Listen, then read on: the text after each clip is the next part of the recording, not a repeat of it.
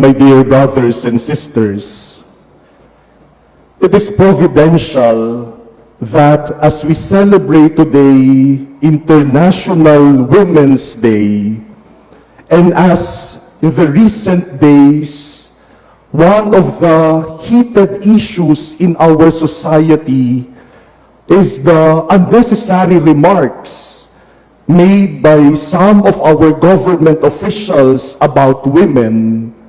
Our gospel on this third Sunday of Lent is about one of the most beautiful and even surprising encounters in the life of Jesus. That is, Jesus' meeting with the Samaritan woman. It is a very simple meeting, a very simple conversation, and yet Jesus, by conversing with the Samaritan woman, breaks many barriers. Jesus breaks the barrier of gender. In the time of Jesus, it is unusual and even improper for a man to speak publicly with a woman who was not part of his family. And so when Jesus saw that woman as a Jew, he would have not minded him, and that would be acceptable. Kung hindi niya pinansin at hindi niya kinausap yung Samaritan woman, okay lang. Kasi hindi nga niya dapat gawin dahil babae yan at hindi niya kamag-anak, kaya hindi niya dapat kausapin. But take note that in our gospel, it is Jesus who first speaks with the woman. Jesus says, "Give me something to drink." And Jesus, by talking to this Samaritan woman, treats her with dignity and respect. By talking to this Samaritan woman, Jesus tells us that in the eyes of God, women are not invisible. In the eyes of God, women are not secondary.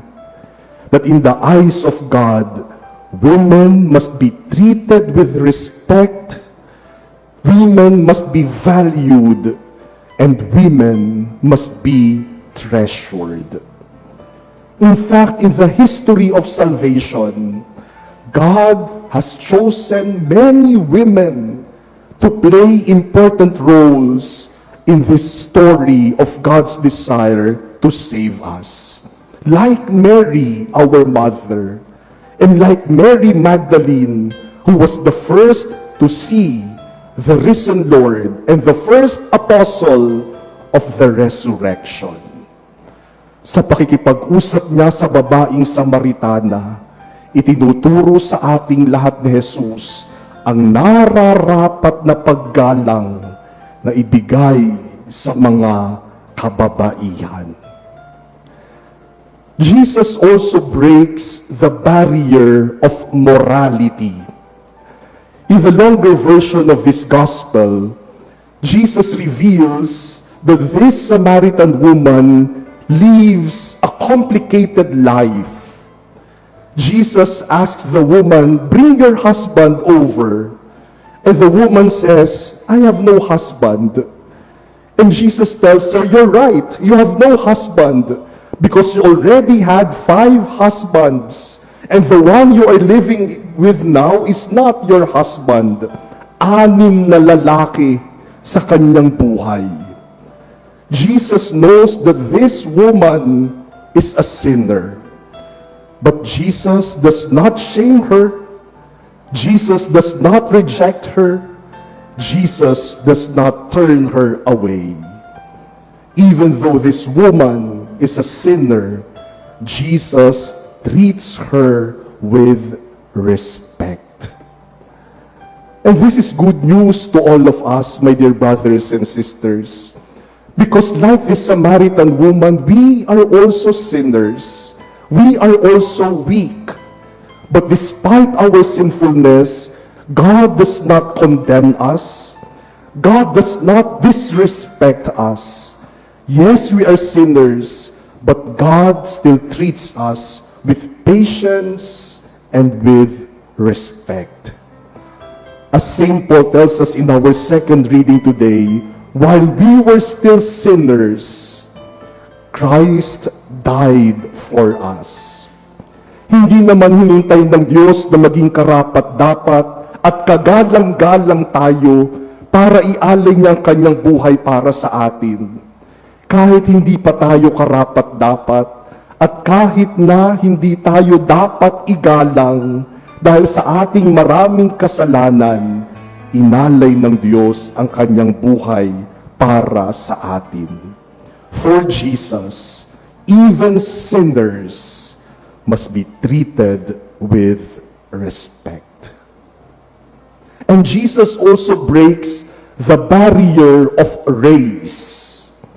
Because for centuries, Jews and Samaritans treated each other as enemies. They distrusted each other. They do not even like each other.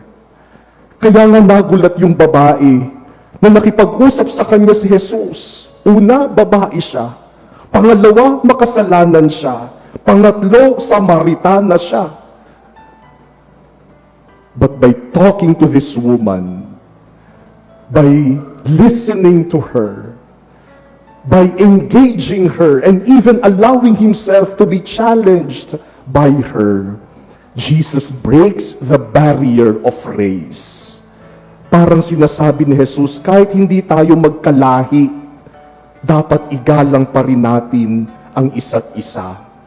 Because respect should not be limited to one group, or one race, or one culture, or one nation. Respect is for everyone. Igalang ang lahat. Kahit iba sa'yo, kahit iba sa paniniwala mo, kahit iba sa opinion mo, kahit iba sa mga political stances mo, igagalang mo pa rin. Hindi limitado ang paggalang doon lang sa mga gusto kong igalang. Katulad ni Jesus, ang paggalang, ang pagrespeto ay ipinapakita, ibinibigay para sa lahat.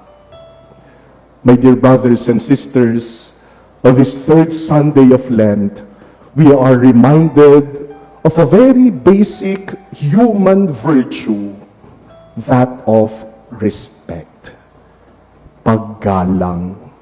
And we ask ourselves, magalang ba akong tao? Marunong ba akong rumispeto sa aking kapwa? O baka yung paggalang, yung pagrespeto ko ay selective lang? Pinipili ko kung sino ang igagalang ko at sino naman ang hindi ko igagalang. Magalang ba ako sa aking kapwa? O baka naman ang ipinapakita ko ay ang pambabastos sa aking kapwa? You know, my dear brothers and sisters, some say that respect is earned. Kung gusto mong igalang ka, maging kagalang-galang ka. Kung gusto mong igalang ka, edi ayusin mo yung sarili mo para igalang ka. But today, Jesus presents to us a different path. If respect should be earned, then Jesus should not have respected this Samaritan woman. Merong dahilan si Jesus para hindi siya igalang. But by respecting this woman who is a sinner and a Samaritan, Jesus tells us that respect does not depend on the other. Respect depends on oneself. That even if the other does not deserve to be respected, you still respect that person. Not because the person deserves it, but because you are respectful. Ang paggalang sa kapwa hindi nakasalalay sa kanila, na kung hindi sila kagalang-galang, pwede na silang bastusin. Ang itinuturo ni Jesus, ang paggalang ay nakasalalay sa ating pagkatao. Respecting others or disrespecting them reveals who you are. Kaya katulad ni Jesus na iginagalang kahit na yung mga hindi dapat igalang dahil makasalanan, sinasabi niya sa atin, yung paggalang, ang ipinapakita niyan, ikaw, yung pagkatao mo, kung sino ka, kung ano ang pag-uugali mo. Kasi kapag may binastos tayong tao, dahil sa tingin natin hindi naman sila kagalang-galang, akala ba natin ang pinalulutang natin ay yung hindi nila pagiging karapat-dapat sa paggalang? Kapag may binastos tayong tao, ang una nating ipinapakita ay yung ating pagkatao, na ako pala ay bastos na tao, hindi marunong gumalang sa kapwa. And so Jesus invites us to respect others because we are respectful, because by nature, I am good, I am a Christian, and I follow Jesus, and so I respect everyone. Kahit kaaway ko, igagalang ko, hindi dahil sa kanya, kundi dahil ito ang aking pagkatao. Minsan may mga tao na hindi pa natin kayang tanggapin, hindi pa natin kayang patawarin, hindi pa natin kayang mahalin, pero igalang pa din natin. This is the example Jesus gives us today, an example He challenges us to follow. My dear brothers and sisters, this Lent, let us respect everyone. Igalang ang bawat isa. Igalang ang lahat ng tao. Huwag mambabastos. But more than that, be respectful. Huwag maging bastos. For every person we meet is someone respected and loved by God.